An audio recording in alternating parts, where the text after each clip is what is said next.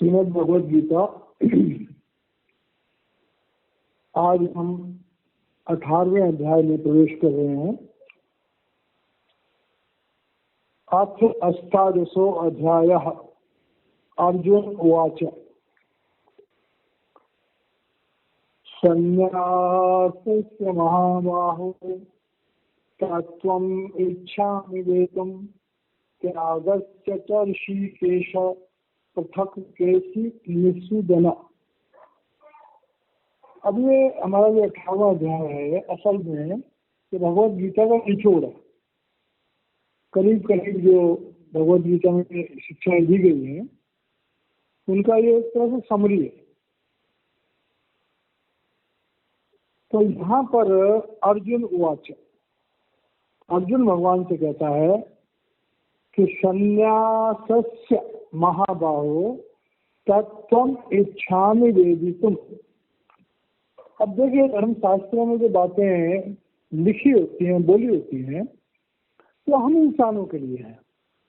भगवद गीता जो है वो अर्जुन को तो भगवान ने जो ज्ञान देना तो अच्छी बात है, लेकिन हम आने वाले इंसानों की खातिर ये ग्रंथ रचेंगे और जब तक सृष्टि रहेगी तब तक जब भी आध्यात्म ज्ञान की जरूरत होगी तो श्रीमद् भगवद गीता उसके लिए एक अच्छा स्रोत रहेगा। अब संसार में हम देखते हैं कि मनुष्य जीवन में हम लोग जो कुछ भी अपना जीवन चलाने के लिए करते हैं, कहीं ना कहीं सब इंसानों को ये बात समझ में आती है कि भाई जीवन का एक न एक दिन तो अंत होना है। कहीं ना कहीं हर इंसान को सत्संग सुनने को भी मिल जाता है। फिर हम हर समाज में देखते हैं साधु महात्मा, उनके हर धर्म में अलग अलग नाम होते हैं। तो जब हम साधु महात्माओं को देखते हैं तो दिल में एक जिज्ञासा होती है कि भाई इन्होंने घर बार छोड़ दिया। तो जो वास्तविकता है वो तो ये है कि उन्होंने प्रभु प्राप्ति के लिए घर बार छोड़ा।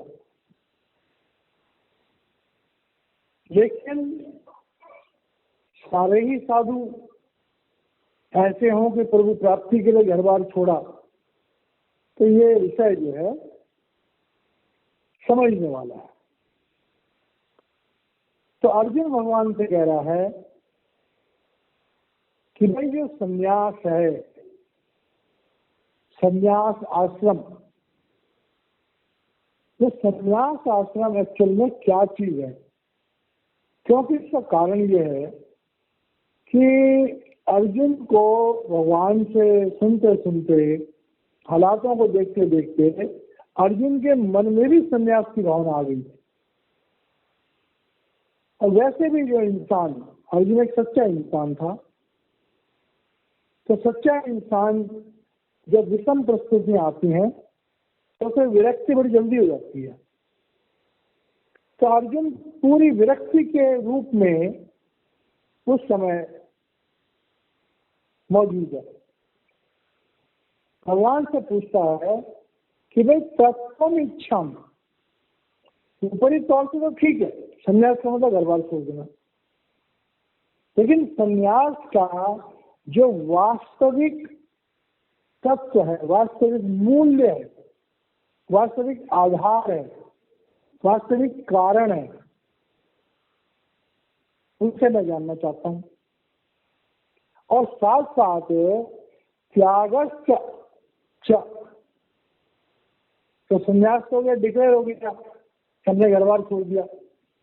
और दूसरी तरफ जो त्याग है संसार में, लोग गृहस्थ जीवन में रह करके भी त्यागी होते हैं। त्याग, उनको त्याग का मतलब जो भी साधन है उनको अपने से अलग करना, उनको छोड़ना। तो कह रहे हैं ये जो दो चीजें हैं, क्योंकि त्याग तो गृहस्थी भी करता है, त्याग सन्यासी भी करता है। तो कुछ हद तक ये हमें पहले भी 5वें अध्याय में इस बारे में हमने काफी कुछ पढ़ा है।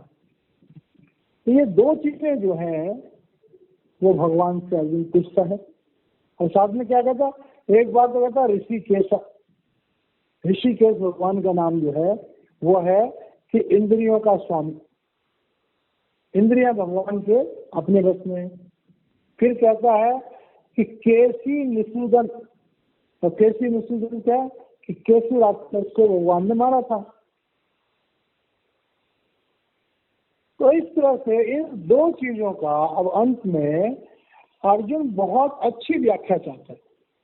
और शायद हम इंसानों के लिए ये इतने विस्तार से यहाँ पर दिया गया। श्री भगवान वाचक। अब भगवान कहते हैं काम्यानाम कर्मणाम न्यासम संन्यासम कवयो विदुः सर्व कर्म फल त्यागम प्राहु त्यागम विचक्षण। अब संसार में जो भी चीजें हैं वो विद्वान, विचार कुशल, फिलोसफर वही इन चीजों की व्याख्या करते हैं, वही इन चीजों की टीका लिखते हैं, वही इन चीजों का एक्सप्लेनेशन कहते हैं। तो भगवान कह रहे हैं कि काम्या नाम कर्मणाम न्यासा। कहते हैं अर्जुन कि हमारे इस भौतिक जगत में इच्छाएं रखना, इच्छाएं करना हर जीव का स्वभाव। और इच्छाएं क्यों होती हैं? क्यों हमारे शरीर में डिमांड्स होती हैं। हमें भूख लगती है, हमें प्यास लगती है, हमारे शरीर में बहुत सारी क्रियाएं होती हैं जिनके लिए हमें पदार्थों की जरूरत होती है। तो कह रहे हैं कामनाओं का उत्पन्न होना एक स्वाभाविक बात है। और जब कामनाएं उत्पन्न होती हैं तो उसके लिए हम कर्म करते हैं। तो कामनाओं के लिए कर्म किए जाते हैं। तो भगवान यहाँ कह रहे हैं कि काम्यानाम कर्मणाम न्यासा त्याग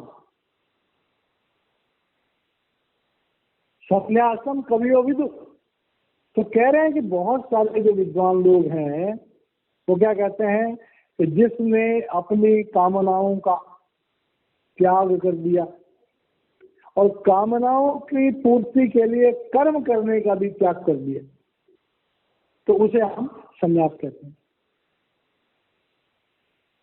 ऊपरी तौर से जैसे कोई आदमी संन्यास लेता है, कुछ लोग तो अलग अलग कारणों से संन्यास लेते हैं। बहुत थोड़े से लोग होते हैं जो प्रभु प्राप्ति के लिए संन्यास लेते हैं। तो जो प्रभु प्राप्ति के लिए संन्यास लेते हैं, जरूरी बात है वो घर बार छोड़ते हैं, अपने धन दौलत को छोड़ते हैं, अपने मान सम्मान को छोड़ते हैं, अपने पुराने नाम को भी छोड़ देते हैं। तो वो बहुत बड़ा सेक्रीफाइस करते हैं। तो जो भी विद्वान लोग हैं वो इस धारणा को सामने रख करके कहते हैं कि भाई कामनाओं की पूर्ति के लिए कर्मों का त्याग करना ही संन्यास है और बहुत श्रेष्ठ बात है, ऐसा कई विद्वान कहते हैं। और सर्व कर्म फल त्यागम प्राहु त्यागम विचक्षण। दूसरे विचारक जो बोलते हैं कि भाई संन्यास को जरूरी नहीं कि संन्यास लेने पर ही आप अपनी कामनाओं का त्याग करें। तो गृहस्थ में रह करके भी हम अपने कर्म करें लेकिन उन कर्म के फलों का त्याग कर दें, मतलब परमार्थ का जीवन। अब एक आदमी ने तो कुछ किया ही नहीं, एक ने किसान ने अनाज उगाया, उपजाया, व्यापारी ने पैसा कमाया। तो जो इंसान संसार में कुछ प्राप्त करने के लिए प्रयास करता है, कर्म करता है, अगर उसके फल को वो परोपकार में लगा दे तो वो भी त्याग है।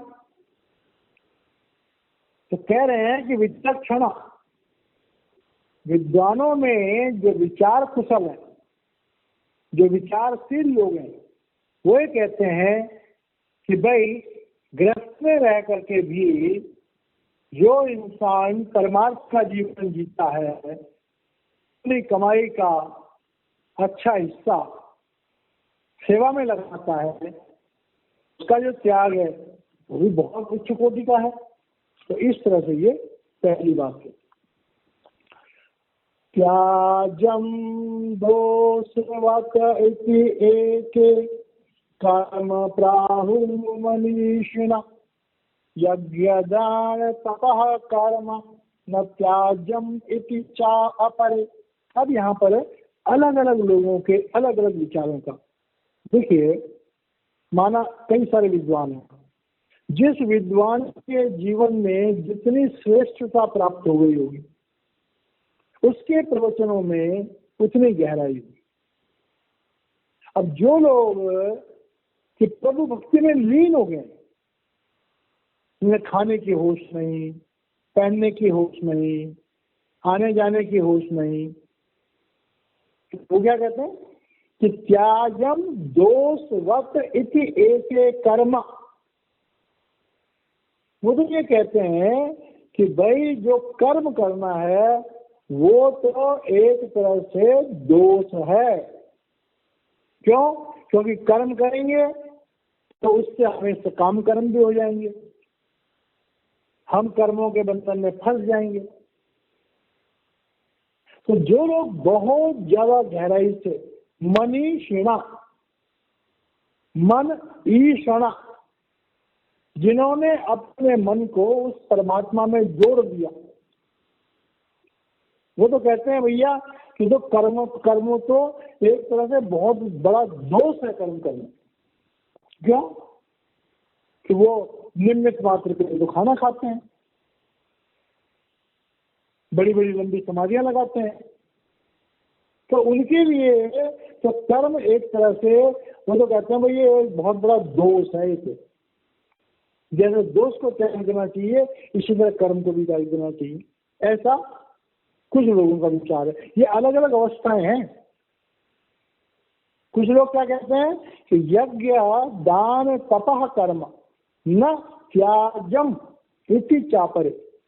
कुछ विद्वान लोग कहते हैं कि भाई ठीक है, चाहे तुम संन्यास लो और चाहे गृहस्थ में रहो,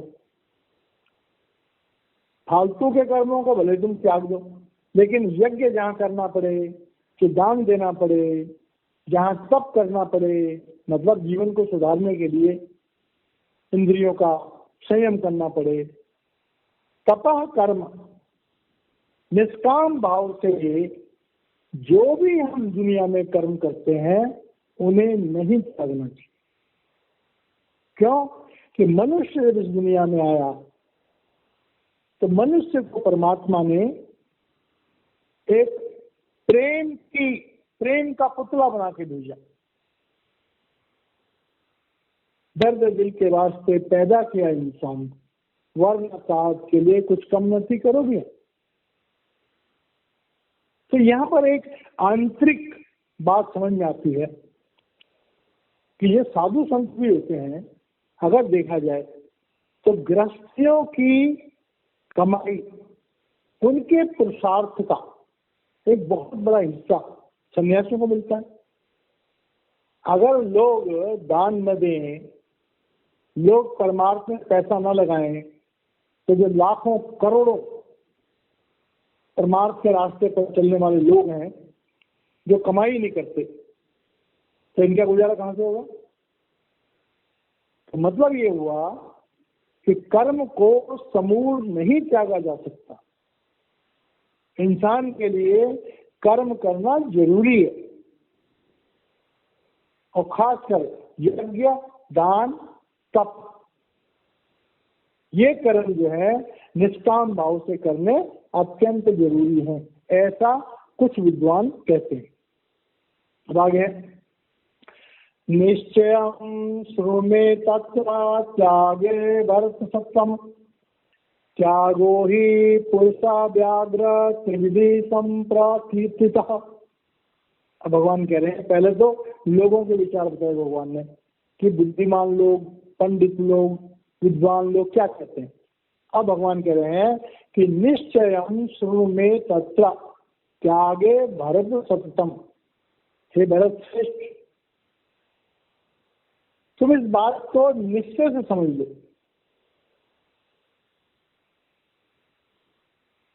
कि ये त्यागों के बारे में ऊपर बात करी गई है। निश्चितम शुरू में तत्र के ऊपर जो त्याग के बारे में बात करी है, त्यागे भरत सततम, ये 4 लोगों ने त्याग की बात कही है। त्यागो ही पुरुषा व्याघ्र, कह रहे हैं बिना त्याग के कोई भी इंसान श्रेष्ठ नहीं बन सकता। ये बड़ी गहरी बात है। जब हम कोई चीज त्यागते हैं तभी तो पाते हैं। अगर किसान जमीन में बीज ही ना डाले, बीजों का त्याग न करे, तो फसल कहां से आएगी? अगर माता पिता बच्चों के लिए त्याग न करें, उनको पालने पोसने के लिए त्याग न करें, तो वो कहां से पैदा होंगे, कहां से बड़े होंगे? अगर प्रभु अपनी जीवात्मा का त्याग न करता, अगर प्रकृति को प्रभु अपने अंश में देता, तो पृथ्वी न बनती। तो त्यागो ही पुरुषा व्याघ्र, मतलब त्याग की थ्योरी पर ही समस्त ब्रह्मांड चल रहा है। प्रकृति पानी का त्याग करती है तो पौधे पनपते हैं। सूर्य अपनी ऊर्जा का त्याग करता है तो जीवन चलता है।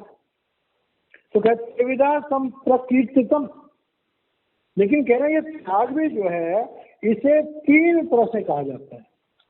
अब गीता में जो भी चीज है उसे घुमा फिरा करके 3 गुणों में ले आते हैं। अब ये त्याग जो है इनको कह रहे 3 तरह से हम इनको समझने का प्रयास करते हैं। यज्ञ दान तपः कर्म त्याज्यम कार्यम एव तप, यज्ञो दानम तपश्चैव पावनानि मनीषिणाम। अब भगवान बिल्कुल डिक्लेयर करके कह रहे हैं कि देखिए भाई, संसार में जितने भी बुद्धिजीवी हैं वो इस बात को एक्सेप्ट करते हैं कि यज्ञ, दान और तप, ये जो कर्म होते हैं, अब यज्ञ की पहले भी बात आई थी, हमारे जीवन में हम जो कुछ भी करते हैं अगर उसे सही ढंग से समझे तो यज्ञ है। अब यज्ञ का मतलब क्या है? प्रभु समर्पित। कोई भी काम करते हैं, अब हम घर का खाना भी पकाते हैं वो भी यज्ञ है, कपड़े धोते हैं वो भी यज्ञ है। कोई भी काम हम करते हैं, यज्ञ का मतलब होता है प्रभु को समर्पित, प्रभु की याद में। दान का मतलब हो गया कि अपने धन या अपनी किसी भी चीज को परमार्थ में लगाना। और तपस्या का मतलब है कि भाई हमारी इंद्रियों को साधने के लिए, प्रभु प्राप्ति के रास्ते पर चलने के जितने भी साधन होते हैं, मन को संतुलित करने के जितने भी साधन होते हैं, वो तप में आ जाते हैं। तो कह रहे हैं कि न त्याज्यम, कह रहे हैं ये तो त्यागने का मतलब ही तो कार्यम एवं तथा, वो तो हमारे जीवन को जीने के लिए आधार हैं। फिर उसी को दूसरे रूप में कह रहे हैं यज्ञो दानम तपस्या पावनानि मनीषिणाम। कह रहे हैं अगर हम निष्काम कर्म न करें, हम परमार्थ न करें, हम स्वाध्याय न करें, तो भैया हम अपने जीवन को पवित्र कैसे बनाएंगे? अगर हम इन सब कामों को न करें तो हमारे मन पर जो कर्मों की मैल जमी है, हमारा मन जो संस्कार देता दुनिया से, अगर उनको दूर करने के लिए यही तो साधन है। अगर ये साधन हम नहीं करेंगे, एक आदमी है सत्संग नहीं सुनता, स्वाध्याय नहीं करता, धर्म पुस्तकें नहीं पढ़ता, किसी की अच्छी बात नहीं सुनता, तो प्रारब्ध से हो सकता है उसको ज्ञान, अदरवाइज क्या है वो अज्ञानी हो जाएगा, गलतियां करेगा, भुगतेगा। आगे बोले एतानि अपि तु कर्माणि संग त्यक्त्वा फलानि च कर्तव्यानि इतने पार्थ निश्चितम मतम उत्तमम। तो भगवान कह रहे हैं ऊपर बात कही है, तो कह रहे हैं कर्म करते समय हम जब परमार्थ करते हैं तो जो कर्म हम परमार्थ के लिए कर रहे हैं उसमें तो कोई प्रॉब्लम है ही नहीं, लेकिन हम ये जीवन यापन के लिए भी करते हैं कि एतानि अपि तु कर्माणि, कह रहे हैं जो कर्म हो रहे हैं जहां तो शुद्ध है। अब हम आश्रम में कोई काम कर रहे हैं, कोई सेवा कर रहे हैं, वो तो अंडरस्टूड है निष्काम से। लेकिन अगर हम अपने घर में भी कोई काम कर रहे हैं, अपने बाल बच्चों को भी पाल रहे हैं, अपने निजी जीवन के लिए भी कुछ काम कर रहे हैं, तो कह रहे हैं भैया उसमें भी आसक्ति मत रखो। एतानि तु कर्माणि संग त्यक्त्वा फलानि च, उसमें भी आसक्ति मत रखो। अगर कोई इंसान अपने घर का काम करता है और अंतर में उसको ज्ञान होता है कि हे प्रभु तूने मुझे ये परिवार दिया, तूने मुझे ये संसार दिया, तेरी कृपा से मुझे सब मिला, मैं तेरा समझ करके इनकी भक्ति कर रहा हूँ, इनकी भक्ति क्या इसकी सेवा कर रहा हूँ। परिवार की एक तरह से भक्ति होती है, जितनी निष्ठा हमारी परिवार के लिए है अगर उतनी निष्ठा परमात्मा के लिए हो तो हमारा बेड़ा पार हो जाए। अब कह रहे हैं कर्तव्यानि इति मे पार्थ निश्चितम मतम उत्तमम। तो भगवान कह रहे हैं कि भाई पार्थ अर्जुन, मैं अब देखिए यहाँ पर ये बात समझने वाली है। सदगुरु के पास जब हम जाते हैं, किसी महापुरुष के पास जाते हैं, तो महापुरुष कभी नहीं कहते कि आप अपने कर्मों का त्याग करो। महाराज जी क्या कहते हैं, ध्यान में अपनी कमाई से रोटी खाओ, ये पहली शिक्षा है। किसी पर भार मत बनो, बेमतलब किसी का दिया हुआ मत खाओ। तो भगवान कह रहे हैं कर्तव्यानि इति मे पार्थ, हे पार्थ ये तो वास्तव में हमारा कर्तव्य है, ये तो हमारा कर्तव्य है कि हम प्रभु ने जो हमें वातावरण दिया, जो परिवार दिया, बाल बच्चे दिए, भाई बहन दिए, अड़ोस पड़ोस दिया, प्रसंगत दी, वहां पर सेवा करना, वहां पर कार्य करना, वहां पर कर्तव्य निभाना, तो ये अनिवार्य है। निश्चितम मतम उत्तमम, कह रहे मेरी निगाह में ये उत्तम कार्य है। अब यहाँ पर सारी बातें आएंगी कि धर्म स्थानों पर तो जाकर के हमारा मन वैसे ही निर्मल हो जाता है, वैसे ही पवित्र हो जाता है, लेकिन जब हम समाज में अपने घरों में भी काम करते हैं, वहां पर भी व्यवहार करते हैं, तो अगर ये बात हमारी समझ में रहे कि सब कुछ प्रभु का है, तो वहां पर हम उसे प्रभु का समझ करके ही कार्य करेंगे और वो हमारा कर्तव्य होगा। जब हमारा कर्तव्य है उसमें फल की इच्छा ऑटोमेटिकली नहीं होती है। तो भगवान कह रहे हैं कि भाई मैं भी इस बात को पुष्ट करता हूँ, मैं भी इस बात को सपोर्ट करता हूँ कि हमें अपने जो कर्म है, हमारे कर्तव्य है, उनको जरूर करना चाहिए। नियतस्य तु संन्यासः कर्मणो न उपपद्यते मोहात् तस्य परित्याग तामसं परिकीर्तितः। अब भगवान जो है वो तीन तरह से जो हम कर्म करते हैं या संन्यास जो हम त्याग करते हैं, उसको भगवान जो तीन तरह से बता रहे हैं। कह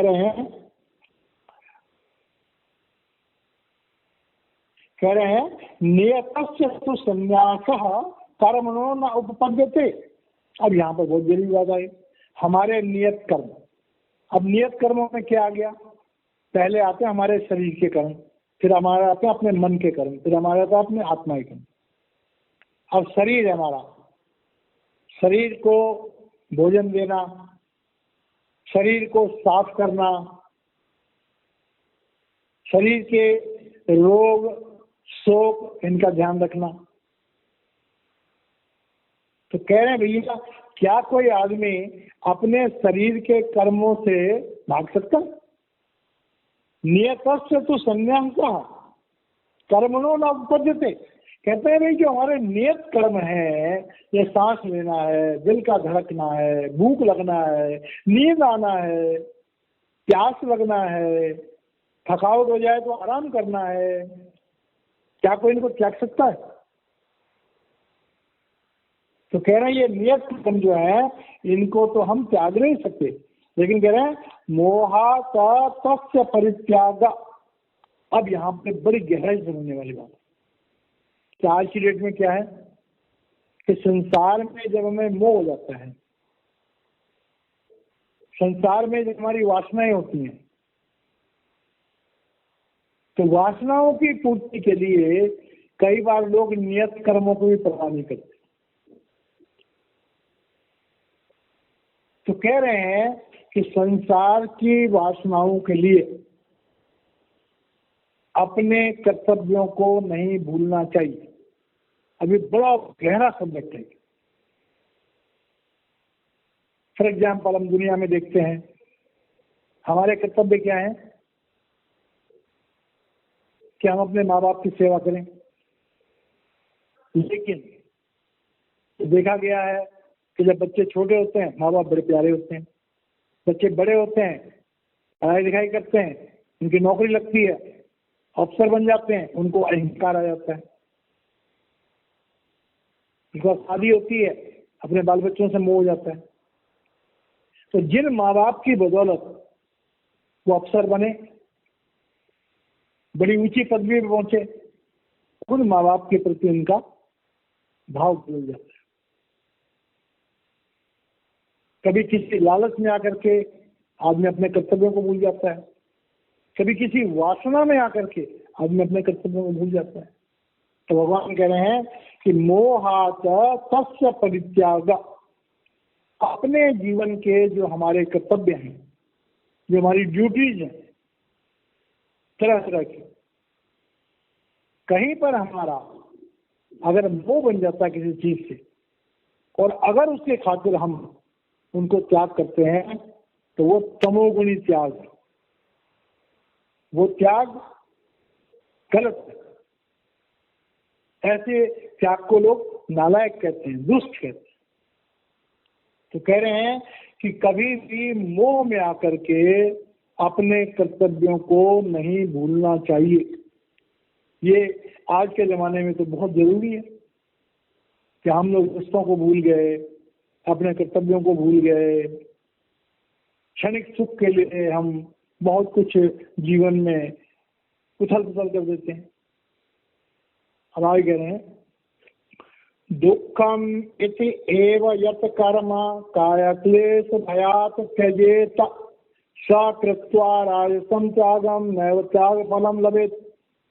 अब कह रहे हैं कि जैसे जो हमने तमोगुणी त्याग किए, तमोगुणी कर्तव्यों से भागे, तो बड़ी गलत बात है। अब दूसरा बात क्या है कि दुखम इति एव यत कर्म काय क्लेश भयात त्यजेत। अब ये बड़ी गहराई से समझने वाली बात है कि संसार में क्या होता है कि जब हम अपने कर्म करते हैं, हम जीवन जीते हैं, तो तरह तरह के दुख हमारे सामने आते हैं और उन दुखों से हमारे जीवन में शरीर के बहुत सारे कष्ट पैदा हो जाते हैं, भय पैदा हो जाते हैं। अब ये बात बड़ी गहराई से समझने वाली है। सारा जमाना, सारी दुनिया इसी पे डिपेंड है। आज की डेट में भले लोग जो हैं उनके लिए बड़ी परेशानी है, बुरे लोग जो हैं वो जबरदस्ती दूसरों के माल पर कब्जा करते हैं। तो कह रहे हैं कि कई बार क्या होता है कि जब किसी ड्यूटी को, किसी कर्तव्य को निभाने में हमें बहुत दुख मिलता है, दुखम इति एव यत् कर्म, माना किसी कर्म को करते समय वो हमारा फर्ज भी है, और अगर उसको करते समय में दुख महसूस हो रहा है, दुख मिल रहा है, काय क्लेश, और हमारे शरीर के लिए उसके लिए कष्ट हो रहा है, भयात त्यजेत, और हमें डर लगता है। अब देखिए यहाँ पर एक बड़ी कमाल की बात है। ये नौकरी करते हैं, अब पुलिस की नौकरी है, मिलिट्री की नौकरी है। अब नौकरी सब करते हैं, पैसों के लिए करते हैं, लेकिन जिन नौकरियों में सामने से जान जाने की, गोली चल गई, प्राण निकल गए, तो उस समय में अगर कोई सिपाही किसी दुश्मन की बंदूक को देख के भाग जाए तो क्या कोई उसकी तारीफ करेगा? तो भगवान कह रहे हैं कर्तव्यों को निभाने के लिए शरीर को भी कष्ट मिलेगा, भय का सामना भी करना पड़ेगा। तो कह रहे हैं ऐसी परिस्थितियों में सा कृत्वा राजसम त्यागम नैव त्यागम फल लभेत। अगर उस समय वो अपने उस कर्तव्य से भाग जाता है तो भाई वो कोई अच्छी बात नहीं समझी जाएगी और डेफिनेटली उसका फल तो मिलेगा नहीं। डर के मारे कोई अपनी ड्यूटी से भाग जाए, क्या उसे तनख्वाह मिलेगी? डर के मारे कोई सिपाही नौकरी से भाग क्या पत्र दे दे तो क्या उसको कोई बेनिफिट मिलेगा? लड़ाई के मैदान से भाग जाए। तो कह रहे हैं कि भाई कर्म जो हम कर रहे हैं तो कर्म जो है वो उनमें दुख भी मिलता है और दुख मिल रहा है, लेकिन जो हमारे नियत कर्म है, जो हमारे फर्ज हैं, अपने फर्जों से नहीं भागना चाहिए। यही कारण है कि गीता का ये श्लोक जो है ज्यादातर लोग इसको मानते हैं। आज गृहस्थ जीवन में माता पिता अपने बच्चों के लिए इतना कष्ट सहते हैं, हम परिवार में एक दूसरे की को सपोर्ट करने के लिए कष्ट सहते हैं, तो ये हम अपने कर्मों को समझते हैं, अपने कर्मों को कर्तव्यों को निभाते हैं। तो ये कह रहे हैं कि जो भी संसार में हम ये कर्म कर रहे हैं ये हमारे राजसी त्याग, हमारा गृहस्थ जीवन जो है वो राजसी त्याग पर आधारित है। हमारा आध्यात्मिक जीवन जो है वो सात्विक त्याग पर आधारित है, वो अभी नीचे आएगा। और जो दुष्ट लोग होते हैं वो तो तामसी त्याग है,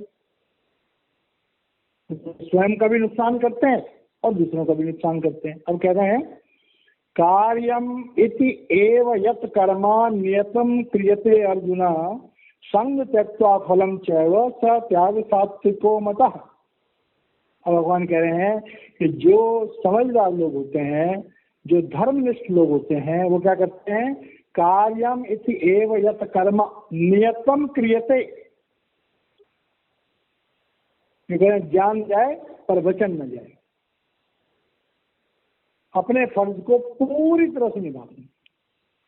बच्चों का पालन करते हैं तो ये नहीं कल ये बड़े होकर के मुझे कमा के देंगे। भाई की हेल्प करते हैं, ये नहीं कि भाई मुझे इसका फल देगा। समाज की सेवा करते हैं, ये नहीं मुझे ये बेनिफिट मिलेगा। तो कहते हैं कि कर्मण्ये वाधिकारस्ते मां फलेषु कदाचित्। तो भगवान कह रहे हैं कि सचमुच में अच्छे इंसान वही होते हैं कि जो अपने कर्तव्यों को बड़ी अच्छी तरह निभाते हैं और संग त्यक्त्वा फलम, और जो कर्तव्य करते हैं, जो किसी की भलाई करते हैं, उसके बदले में वो कभी भी कुछ मांगते नहीं है, चाहते भी नहीं। वो सतोगुणी है, भगवान के दरबार में उनका मुंह उजला रहता है, परमात्मा उनसे सबसे ज्यादा खुश होती है। कह रहे हैं न द्वेष्टि अकुशलम कर्मा कुशले न अनुसृज्यते त्यागी सत्व समाविष्टो मेघावी छिन्न संशय। अब कह रहे हैं कि सतोगुणी लोगों में जो गुण होते हैं, हम कहते हैं ये अच्छा इंसान है, तो वे अच्छे इंसान में क्या गुण होते हैं? हम कैसे पहचाने कि हम अच्छे इंसान बन गए? तो कह रहे हैं न द्वेष्टि अकुशलम कर्म। अब कई बार क्या होता है, हम कर्म करते हैं तो कर्म करने के बाद हमें बड़ी शाबाशी मिलती है, और कई बार कर्म हम करते हैं तो लोग हमारा मजाक उड़ाते हैं। फॉर एग्जाम्पल, हम कहीं रहते हैं, अड़ोस पड़ोस में लोग क्या करते हैं, अक्सर गंदगी डाल देते हैं। किसी घर के आगे छोटा सा प्लॉट हो, उसमें सारी कॉलोनी के लोग आगे कूड़ा डाल देंगे। आप कह रहे हैं कि जो कूड़ा है, किसी के घर के आगे कोई कूड़ा पड़ा हुआ है, कोई उठाने वाला नहीं है। अब कोई इंसान सामाजिक सेवा समझ करके उसकी सफाई कर देता है, तो असल में देखा जाए तो घृणा करने लायक है। गंदगी को साफ करना, आम इंसान तो किसी नौकर को बुलाएगा, किसी को बुलाएगा। तो कह रहे हैं ये समाज की सेवाएं होती हैं जहां पर लोग घृणा करते हैं। जैसे समाज सेवा है, कुष्ठ आश्रम है, वृद्ध आश्रम है, अनाथ आश्रम है, बड़े बड़े आजकल ऐसे संस्थाएं बनी हुई हैं जो बड़ी बुरी कंडीशन के लोगों की सेवा करते हैं। तो कह रहे हैं कि भाई जहाँ पर मतलब घृणा जैसा माहौल जहाँ पर है, अगर ऐसा भी कर्म करना पड़ता है इंसानों को, तो कुशले न अनुसिद्धति, तो कह रहे हैं उससे वो मतलब उससे वो परहेज नहीं करते, उससे वो परहेज नहीं करते हैं। मतलब बिना किसी एप्रिशिएशन के समाज में सेवा वही इंसान करेगा जो सतोगुणी हो। रजोगुण और तमोगुण तो झकेगा भी उस तरफ। तो कह त्यागी सत्व समाविष्ट, कह वो त्यागी जो है जो सतोगुण में लीन है, जो सचमुच का सतोगुणी है, जो सचमुच का अच्छा इंसान है, जो सचमुच का महात्मा है, वो क्या करता है? दुनिया की गंदगी साफ करता रहता है। आज एक सदगुरु होते हैं, लोगों को दीक्षा देते हैं, क्या करते हैं? उनके करोड़ों जन्मों के पाप कर्मों को अपने ऊपर ले लेते हैं, बताइए। और उसके बाद उन कर्मों के बदले में बड़ा कष्ट महसूस करते हैं। तो कह रहे हैं त्यागी सत्व समाविष्टो, जिसके जीवन में सतोगुण रम गया है। अब परमात्मा देखो, कोई उसको गाली दे, कोई उसको माने, कोई न माने, तो हवा सबके लिए, बारिश सबके लिए, परमात्मा के जितने भी साधन है सबके लिए। चाहे परमात्मा को गाली दो तो भी तुम्हें हवा मिलेगी, तो भी तुम्हें पानी मिलेगा। तो कह रहे हैं जो सचमुच में सतोगुणी बन जाए, तो उसका क्या, वो इंसान सचमुच में बुद्धिमान है और छिन्न संशय, अब उसके दिल में कोई संशय नहीं है। और संशय किस बात का? कि ईश्वर सर्वभूतानां हृदय तिष्ठति अर्जुन। ऐसा इंसान जो है संसार में हर इंसान के अंदर उस परमात्मा को देखता है और वो उस परमात्मा की ही सेवा करता है। नहीं देहवृतां सत्यम त्यक्तुम कर्मणि अशेषतः, यह तो कर्म फल त्यागी सत्यागी इति अविधीयते। अब भगवान कह रहे हैं कि नहीं देहवृतां सत्यम, कह रहे हैं जितने भी देहधारी हैं, चाहे वो मनुष्य हैं और चाहे नीचे की जो में, जिसने शरीर धारण किया वो त्यक्तुम कर्मणि अशेषतः, पूरी तरह से कर्मों को त्याग ही नहीं सकते। क्यों? कर्मों को त्यागेंगे तो मर जाएंगे। अगर माना पानी नहीं पिएंगे, खाना नहीं खाएंगे, सांस नहीं लेंगे, तो मर ही जाएंगे हम। तो कह रहे जिसने देह धारण करी है उसे हवा भी चाहिए, ऑक्सीजन भी चाहिए, उसे पानी भी चाहिए, उसे भोजन भी चाहिए, उसे आराम भी चाहिए। तो कह रहे हैं कि इंसान को कभी भी, इसमें एक आंतरिक भाव है, हठ योग। हठ योग से हमें कोई कर्म नहीं करना चाहिए। हठ योग जो है उसका तो लंबा चौड़ा हिसाब किताब है। हठ योग के द्वारा शरीर को बहुत कष्ट होता है, हठ योग के द्वारा हमारी आत्मा को भी बहुत कष्ट होता है, आत्मा की भी प्रोग्रेस रुक जाती है। तो इस लाइन का असल में अर्थ है हठ योग के लिए, यह तो कर्म फल त्यागी सत्यागी इति अविधीयते। कह रहे कर्मों के फल को त्याग दो, भगवान के परायण होकर के सारे काम करो। हे प्रभु तेरा घर, हे प्रभु तेरा परिवार, हे प्रभु तूने मुझे शरीर दिया, ये शरीर तेरा, मैं तुझे खिला रहा हूँ। और कहते हैं अनिष्टम इष्टम मिश्रम च त्रिविधम कर्मणः फलम भवति अत्यागिनाम प्रेत्य न तो संन्यासनाम कचिता। अब कह रहे हैं कि अनिष्टम और इष्टम, कि जो अच्छे हैं और बुरे हैं, मिश्रम, दोनों तरह के मिश्र, त्रिविधम कर्मणम फलम। कह रहे हैं चाहे हमारे अच्छे कर्म हो और चाहे हमारे बुरे कर्म हो, जो भी हम कर्म करते हैं वो तीन गुणों में होते हैं। पहले भी आया था कि स्वभाव से ही कुछ लोग तमोगुणी होते हैं, कुछ रजोगुणी होते हैं, कुछ सतोगुणी होते हैं। तो कह रहे हैं जो भी कर्म है, अच्छे कर्म या बुरे कर्म, तो कर्म 3 गुणों में होते हैं, भवति अत्यागी नाम। तो कह रहे हैं कि जो त्याग नहीं करते तेत्यम संन्यास नाम कुछ था। तो कह रहे हैं कि जो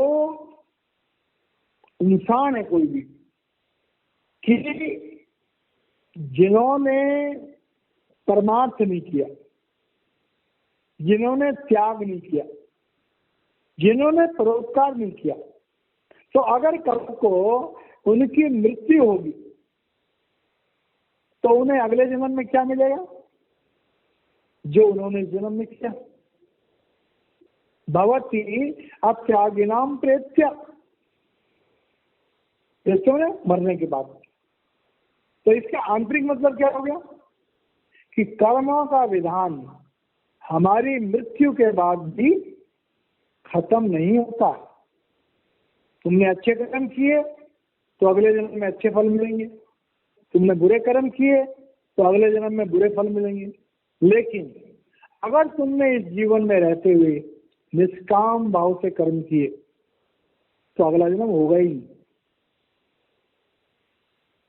तो भगवान कह रहे हैं कि जो लोग जिन्होंने त्याग नहीं किया, जिन्होंने परोपकार नहीं किया, जिन्होंने मनुष्य जीवन का सही उपयोग नहीं किया, तो भाई उनका तो अगला जन्म क्या होगा? उनके कर्मों पे विधान होता है न तो संन्यास नाम क्वचित। लेकिन जो सन्यासी लोग होते हैं, जिन्होंने संन्यास ले लिया, जिन्होंने निष्काम कर्म योग को अपने जीवन में धारण कर लिया, तो उनके लिए तो कोई प्रॉब्लम है ही। निष्काम कर्म योग में जो चले गए, जिन्होंने अपने जीवन में परोपकार किया, जिनके जीवन में गुरु है, उसने संचित कर्मों का नाश कर दिया, प्रारब्ध हमने भोग लिए, क्रियामान कर्म हमने निष्काम कर्म योग में ले लिए, तो इसके बाद हमारा बचा क्या? जरूरी बात है कि हमारे लिए जो है फिर कोई ऐसी प्रॉब्लम वाली बात नहीं है और हमारा जीवन जो है वो प्रभु को समर्पित हो जाता है। सचमुच में सतोगुण निष्काम कर्म योग जो है वही सच्चे तरीके से हमें सतोगुणी बनाता है। तो यहाँ पर ये समाप्त कर दिया है। अच्छे बुरे कर्म, संन्यास, कर्मों का फल की इच्छा न करना, इन सब चीजों का मिश्रण बना दिया। तो ये एक अच्छे इंसान की पहचान है और इन्हीं कर्मों के द्वारा, इसी भावना के द्वारा हम अपने मनुष्य जीवन के सच्चे उद्देश्य को प्राप्त कर सकते हैं। और ये बात बीच में अंडरस्टूड है कि हमारे जीवन में एक सच्चा गुरु होना चाहिए। उसी के मार्गदर्शन पर हम अपने जीवन को चलाएं तो हमारा जीवन धन्य हो जाएगा। यहाँ पर ये 12वां श्लोक है। हम यहाँ पर वाणी को विराम देते हैं और इससे आगे जो है 13वां श्लोक हम कल लेंगे। जय महाराज जी।